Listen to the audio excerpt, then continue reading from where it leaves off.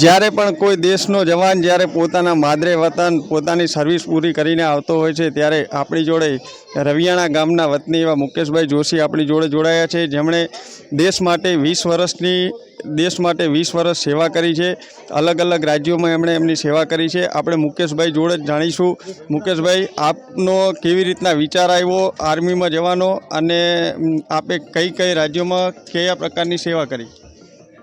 હું જ્યારે થરા કોલેજની અંદર ભણતો હતો ત્યારે મને એવો વિચાર આવ્યો કે સેનાની અંદર જોડાઈ અને દેશની રક્ષા કરવી અને દેશની વિકાસમાં સહયોગ આપવો એ મારો એક મને એવો વિચાર આવ્યો। તેથી હું થરા કોલેજની અંદર જ્યારે 2004ની અંદર પાલનપુરની અંદર જ્યારે ભરતી હતી, એક ટાઈમ હતો મારી જોડે પણ પૈસા પણ નહોતા, તો બીજાના જોડેથી પૈસા લઈને ભરતી જોવા ગયેલો છું અને ત્યાં હું સિલેક્શન થઈ અને બેંગ્લોરની અંદર ટ્રેનિંગ કરી અને વિવિધ રાજ્યોની અંદર મારી 20 વર્ષની સેવા પૂર્ણ કરી।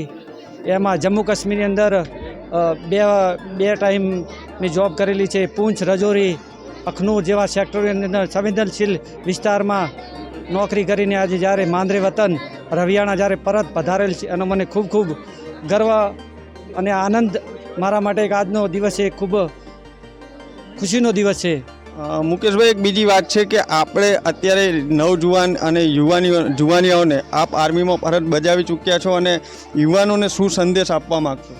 આજના યુવાનોને હું એક જ સંદેશ આપવા માગું છું, જો દેશ સલામત નહીં હોય તો આપણું જે આ બધું અત્યારે જે જમીન જાયદાદ છે બધું છે એ સલામત નથી। તે છે દેશ સલામત, એના માટે જવાનોને ખૂબ સેનાની અંદર જોડાવાની જરૂર છે। યુવાનોને વધારે યુવાનો સેનાની અંદર જોડાય, એવું નથી કે આર્મીની અંદર જોડાય, ઘણા એવા વાયુસેના છે, આર્મી, નેવી, વિવિધ ડિફેન્સની જે છે તેમાં પણ જોડાઈ અને દેશની સેવા કરી શકે છે।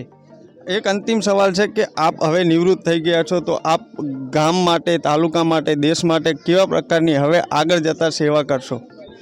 ગામ અને તાલુકા માટે મારો ગામના યુવાનોને મારા જે પણ ફૂલની પાખડીથી દ્વારા જે બી મારાથી જે બલતી મદદ હશે હું કરવા માટે હર હંમેશા તૈયાર છું।